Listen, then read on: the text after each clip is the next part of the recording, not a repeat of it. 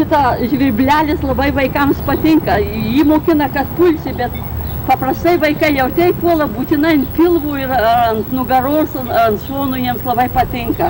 Nes tai savistovos vaiko išreiškimas, imitavimas, kaip tas žvirblelis puola. Kada jūs pradėjote vaikus mokinti? Iš viso vaikus pradėjau mokyti 34 metais. 34 metais. Pirmiausia, tai dirbau pradžios mokykloje, o paskui teko dirbti su vaikų darželiu. Kano stovykloje, kada lietuviai buvo išbėgę iš Lietuvos, tai susibūrė apie 10 000 lietuvių, tai vaikų susidarė virš 500. Tai mane pakvietė būti vedėja. Aš viena, žinoma, su 500 negalėjau, tai aš kooptavau mokytojų apie 12. Ir buvom pasiskirstę į 12 grupių, beveik po didelį būrį vaikų. Ir juos užimdavom įvairiausiais žaidimais. Iš kur šitą medžiagą jūs surinkote? Šitą įvairių žaidimai tai yra parinkti iš mano, reiškia, darbų Lietuvoje įvairiuose mokyklose. Paskui būnant Vokietijoje, tai kai kurie mano vaikai lankydavo vaikų darželį ir man patiko kai kurie žaidimai, tai aš pati išverčiau, pavyzdžiui, kiškelį tupėjau. Yra vokiška melodija, bet, reiškia, žodžius išverčiau, nes labai man patiko. O kai kurių tai visiškai, kai kuriuos net pati esu sugalvojus. Ir arba iš kitų mokytojų, reiškia, jeigu iš jų praktikos man kas nors patiko, tai panaudojau. Nes vaikam labiausiai patinka. Tai Elzytė labai jiem patinka, nes vaikučiai baisiai mėgsta miego.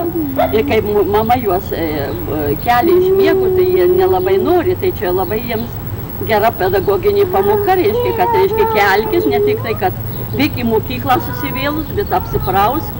Plaukučius susišukuok, maldelę dar susėmus rankutim, reiškia, pakalbėk ir tada tik į mokyklėlę. O kai vaikai reaguodavo į jūsų žaidimus?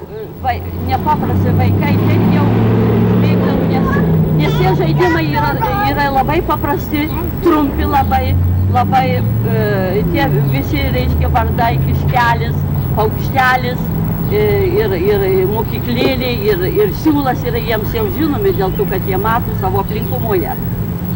Ypatingai, kai siūlai susibykit žaisdavom, tai labiausiai vaikai norėdavo į patį galą, kadangi, kad pirmutinis kai veda, o pirmutinis norėdavo kuo greičiausiai vesti, kad paskutiniai visi išgriūtų, o tiem išgriūti buvo didelis malonumas.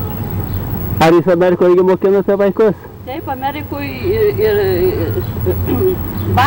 tam Drezdene tai įkūriau patį pirmąjį iš viso, reiškia, pabėgėlių vaikų darželį.